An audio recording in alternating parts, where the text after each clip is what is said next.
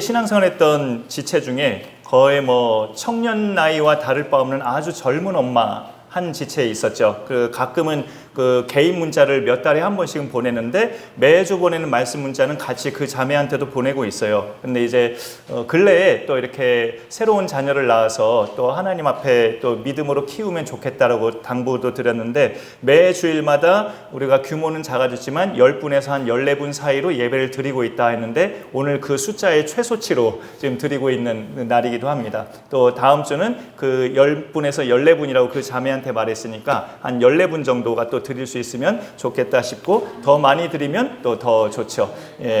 수가 많아서 좋은 게 아니라 하나님께 나오는 사람이 많으면 기쁜 거라는 그런 성격으로 말씀을 드립니다.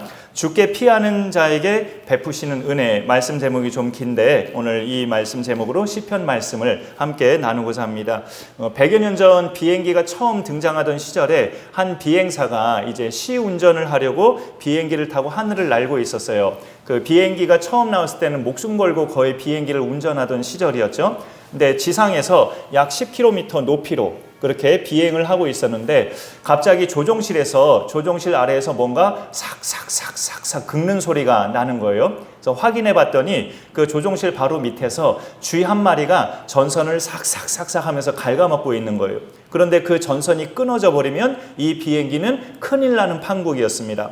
그 쥐를 조종사가 떨어뜨려 보려고 날갯짓을 막 이렇게 해보기도 하는데 쥐가 안 떨어져 나가는 거예요. 그때 이 조종사에게 섬광처럼 떠올렸던 한 생각이 고도를 훨씬 높이 올려서 훨씬 높은 위치로 날아보자 하면서 지상에서 30km 높이까지 올라가서 굉장히 고도에서 비행기를 비행하게 하기 시작했습니다.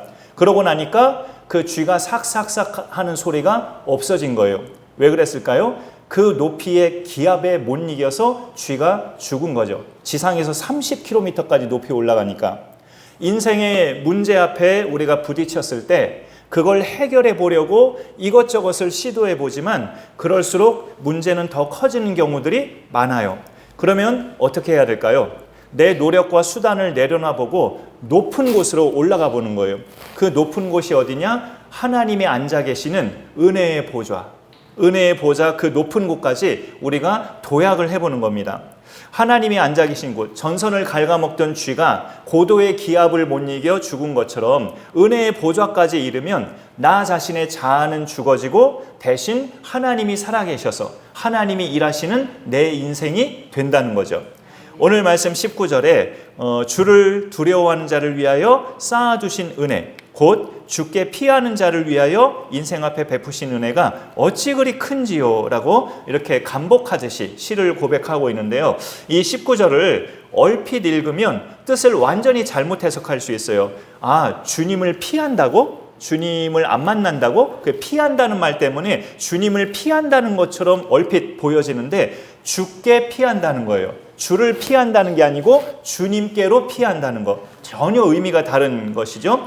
그런데 선악과를 따먹었던 아담과 하와의 경우는 제가 앞서 말씀드린 주를 피한 케이스예요. 하나님이 두려워서 하나님 말씀을 어겨버리니까 하나님 만나는 게 불편하고 싫어진 거예요. 아담과 그의 아내의 마음에. 그래서 주를 피하려고 나무 숲 사이에 숨어버렸죠. 그런데 오늘 시편 말씀은 주님을 피하는 게 아니라 주께 피한다는 것. 주님을 나의 피난처로 삼는다는 전혀 다른 뜻이죠.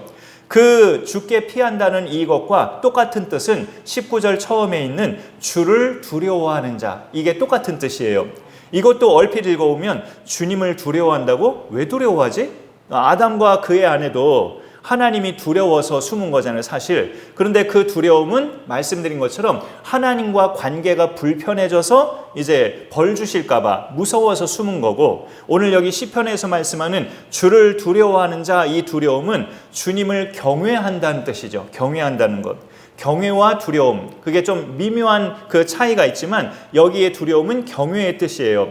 하나님이 우리의 아버지라 친근하지만 그러나 함부로 또 대할 수 없는 경외의 대상이 하나님이죠. 우리에게 생명을 주신 근원자가 바로 하나님이시고, 그래서 우리의 종착역을 천국이냐 지옥이냐 결정짓는 분이 하나님이시기 때문에 그 하나님 앞에서 우리가 가볍게 행동하거나 함부로 대할 수 없다는 차원에서 하나님을 두려워한다, 하나님을 경외한다, 그렇게 표현해요. 그런데 하나님을 경외하는 사람은 자기 인생의 고난이나 시련, 위험한 상황이 발생할 때 하나님께 피한다는 거죠. 하나님을 피난처로 삼고 하나님께 피합니다. 하나님은 당신에게로 다가오는, 당신한테 피하는 사람을 위해서 은혜를 베푸시는데, 오늘 말씀해 보면 그 19절 끝자락에 그 은혜가 어찌 그리 큰지요. 너무나 굉장히 크다고 그렇게 표현하는 거죠.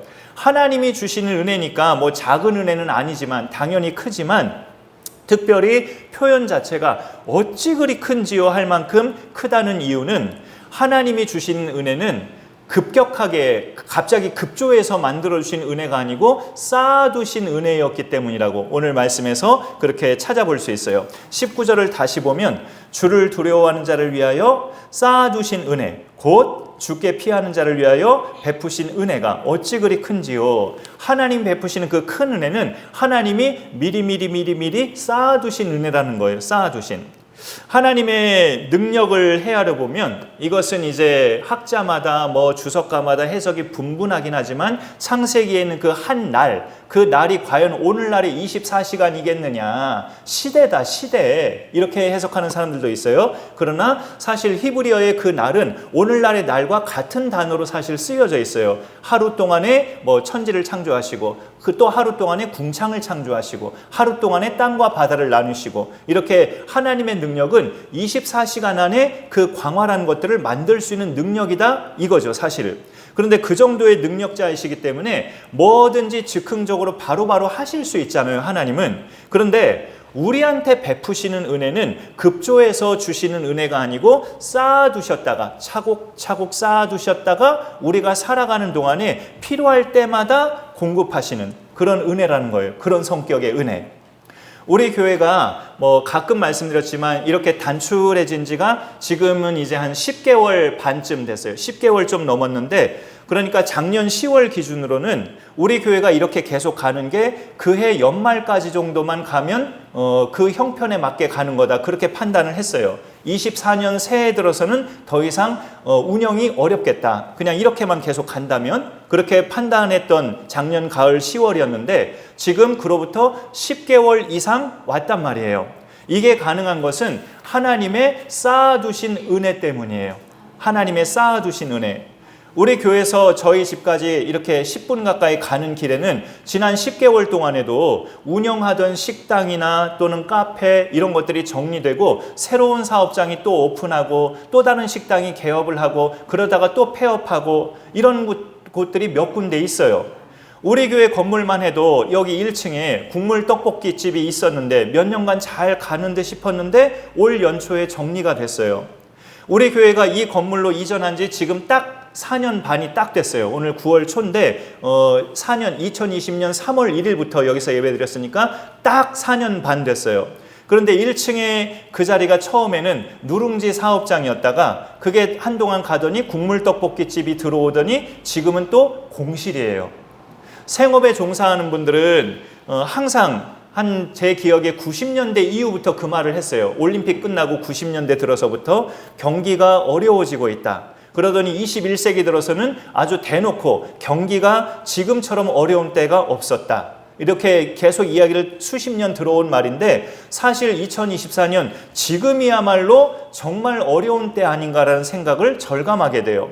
우리 교회도 그런 점에서 현실적으로 보면 그에 못지않은 어려운 순간인데, 그런 중에도 지금까지 올 수 있었던 것은 하나님의 쌓아두신 은혜 덕분이다라고 밖에 말할 수가 없어요.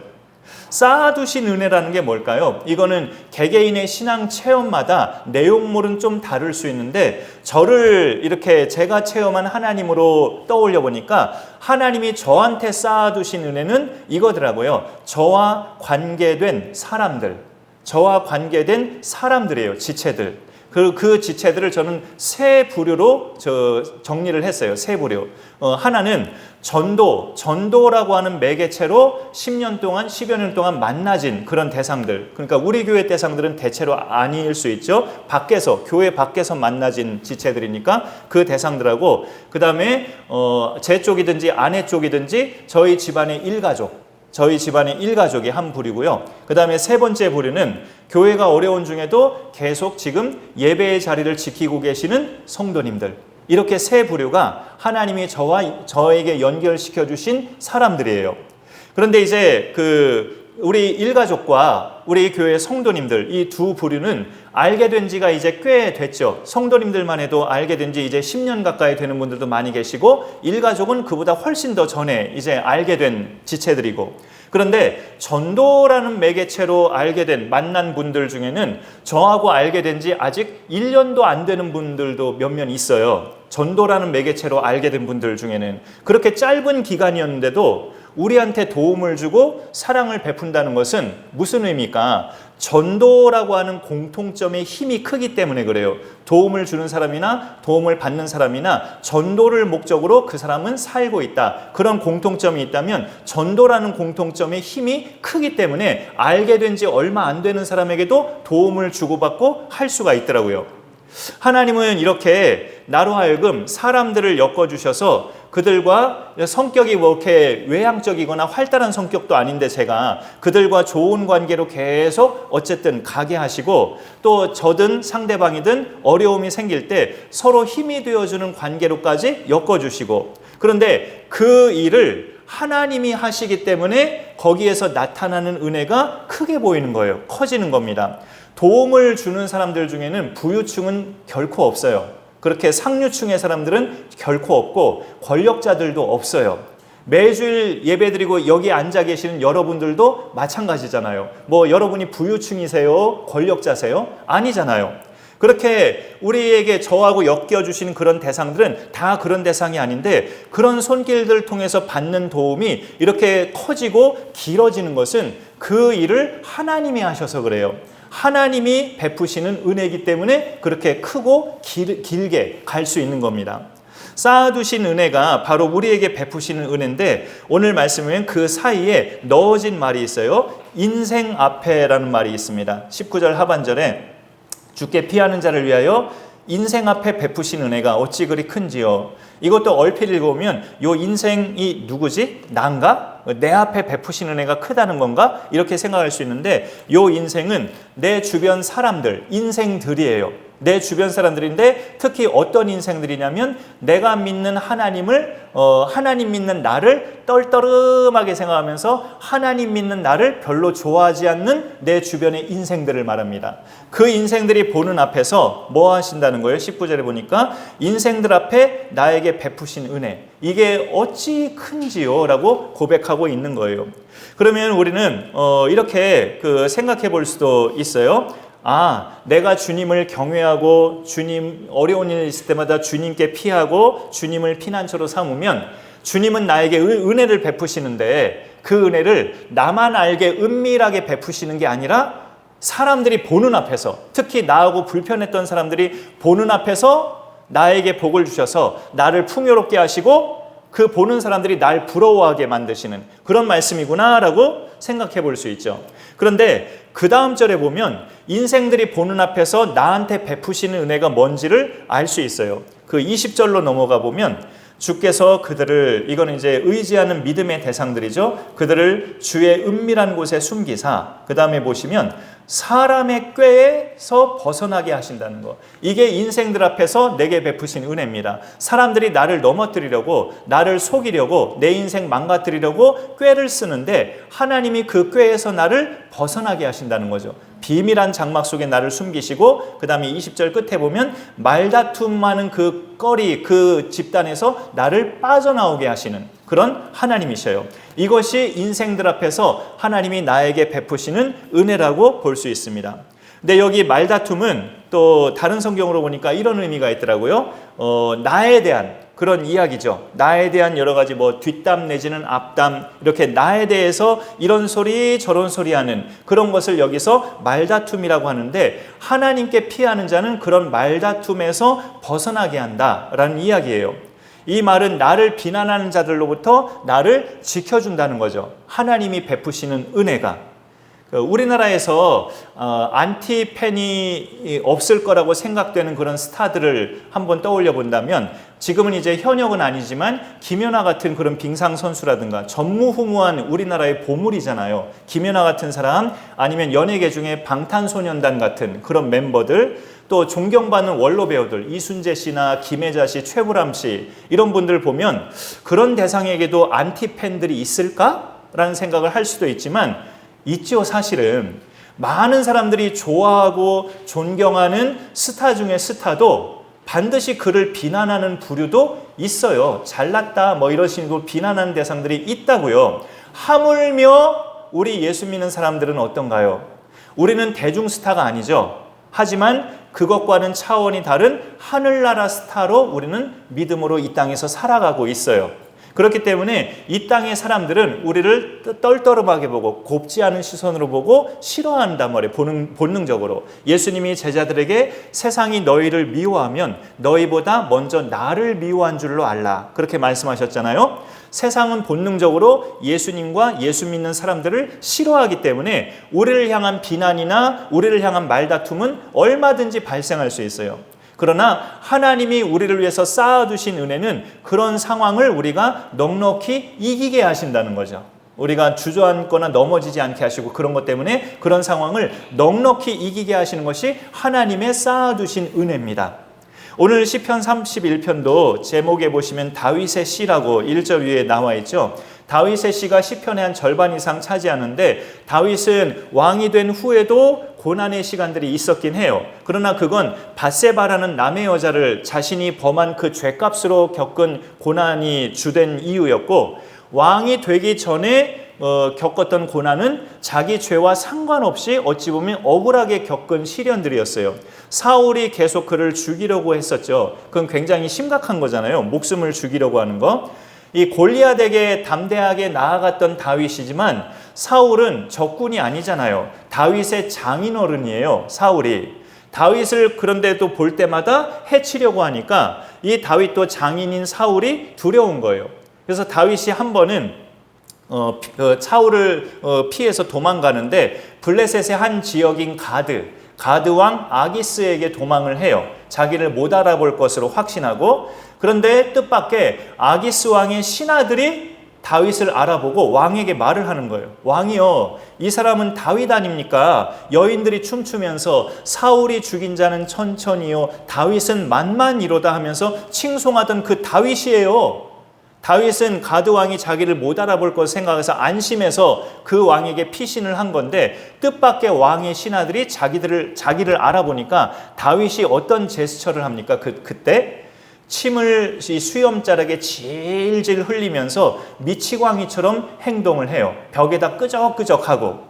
그러자 가드 왕이 신하들에게 말을 하죠. 나한테 미치광이가 부족해서 이런 사람을 내 앞에 데려왔느냐? 치워라 하면서. 다행히도 다윗을 못 알아봤어요. 들킬까봐 두려워서 미친 채 했던 다윗은 자기가 그런 행동하고 나서 무슨 생각을 했을까요? 내가 어쩌다 이런 행동까지 하게 됐을까? 비참함을 느꼈겠죠.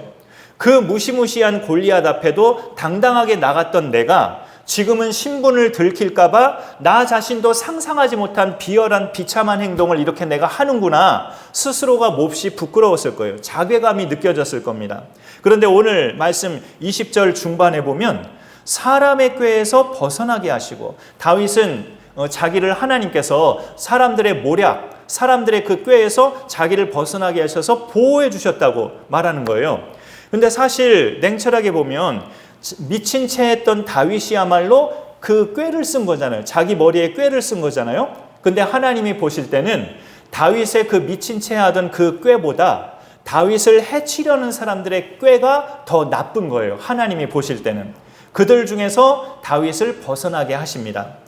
사울에게서도 다윗의 목숨을 하나님은 지켜주셨고, 나중에 자기 아들 압살롬의 배신하는 상황에서도 하나님은 다윗을 지켜주시고 다시 왕정을 복귀하게 하셔요. 그런데 하나님의 그 보호하심과 품어주심은 그 당사자가, 그 사람이 어떻게 살든 상관없이 하나님이 그냥 그렇게 막 해주시는 걸까요? 하나님의 주권, 모든 것은 하나님의 손에 있다. 하나님의 주권을 생각하면 그것도 말은 돼요. 이 사람이 엉망으로 살든 믿음으로 잘 살든 하나님의 보호하심은 그 사람의 상태와 상관없이 그냥 해주시는 거다. 사랑으로. 하나님의 주권을 생각하면 맞는 말인데, 성경을 보면 그런 케이스는 없어요.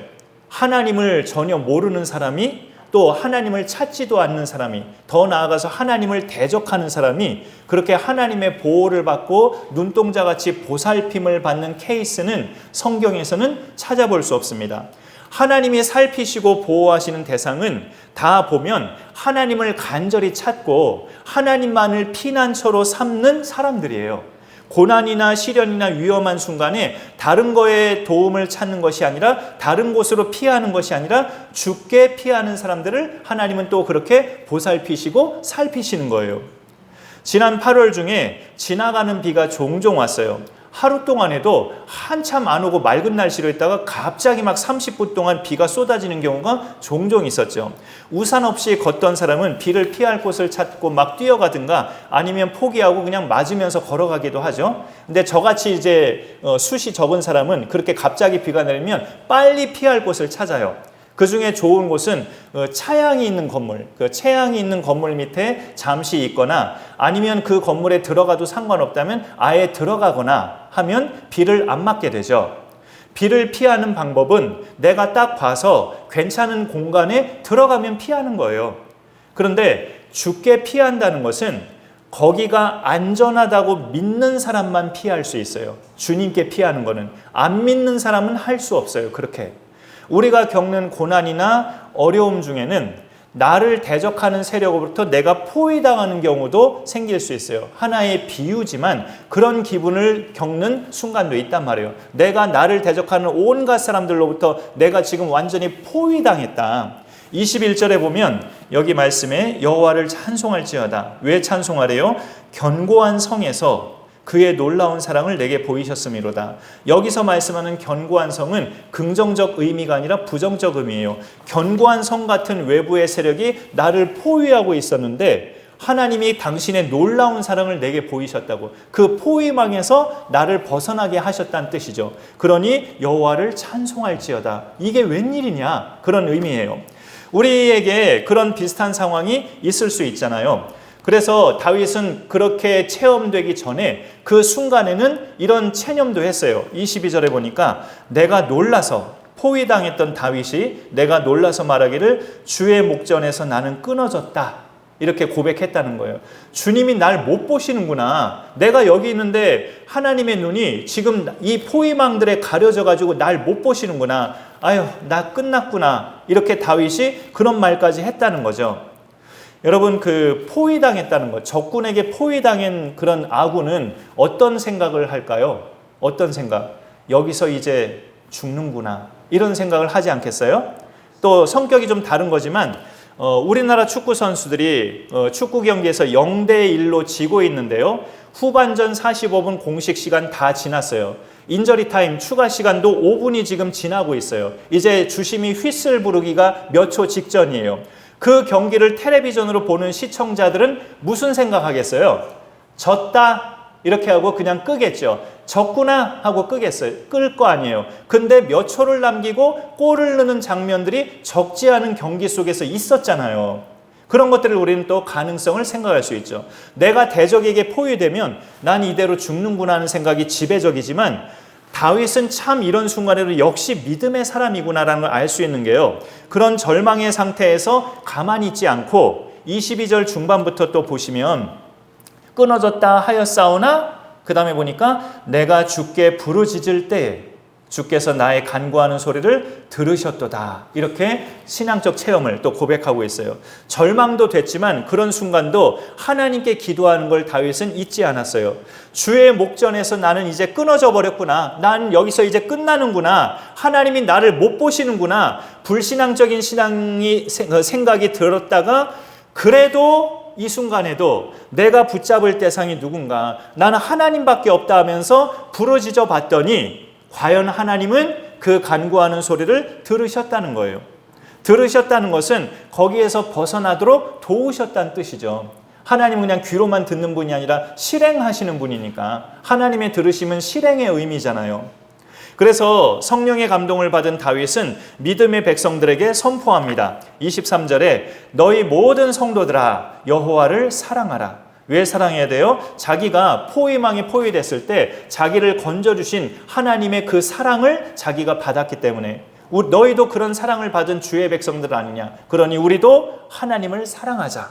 그런 권면, 그런 당부를 하고 있어요.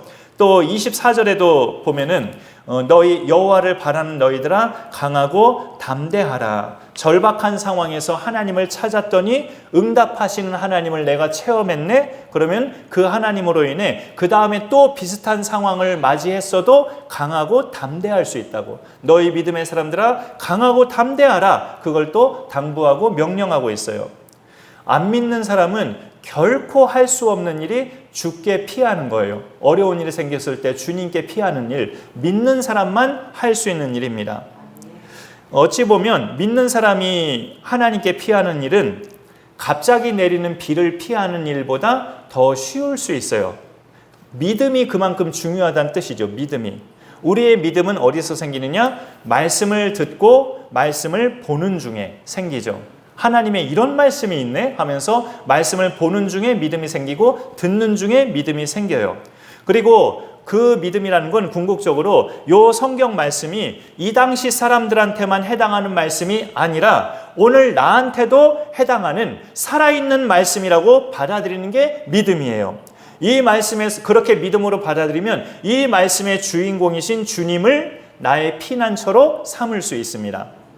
주께 피하면 주님은 나를 적군들에게 내보내지 않으시죠. 여기 있다 데려가라 이런 식으로 배신하는 주님이 절대 아니시죠. 주께 피하면 주님은 당신의 은밀한 곳에 우리를 숨기신다고 말씀하고 있어요. 사람들의 꾀와 말다툼에서 우리를 면하게 하신다고 말하고 있습니다. 이런 도우심을 주께서 베푸시는 은혜라고 오늘 시편에서는 말하고 있는데, 그래서 우리는 매일 매 순간을 은혜 아니면 살아갈 수가 없어요. 이 은혜가 우리한테 충만하려면 하나님이 계시는 은혜의 보좌, 거기에 적당하게 나아가는 것이 아니라 비행기가 고도를 확 높이는 것처럼 정말 높이 나아가야 됩니다. 내 생각과 수단, 노력, 여러 가지 노하우 이런 것들을 다 내려놓고 하나님께서 그동안에 쌓아두신 은혜를 하나하나 받아 먹도록 우리가 그 은혜의 보좌 앞에 적당한 높이로 나아가는 게 아니라 아예 나를 다 내려놓고 그냥 확 이렇게 나아가는 결단이 필요하다고요. 그럼 모든 고궁에서 쥐가 죽었듯이 우리의 모든 자아와 그런 모든 장애물들은 다 죽어지고 하나님의 은혜만이 우리 삶에 가득 넘치는 승리하는 삶이 될 줄로 믿습니다. 이 말씀을 우리가 기억하면서 한 주간도 넉넉히 승리하기를 바라고 지난주에 불렀던 찬양 다시 한번 오늘 부르겠습니다. 은혜 아니면 살아갈 수가 없네. 이 찬양 다시 한번 부르겠습니다.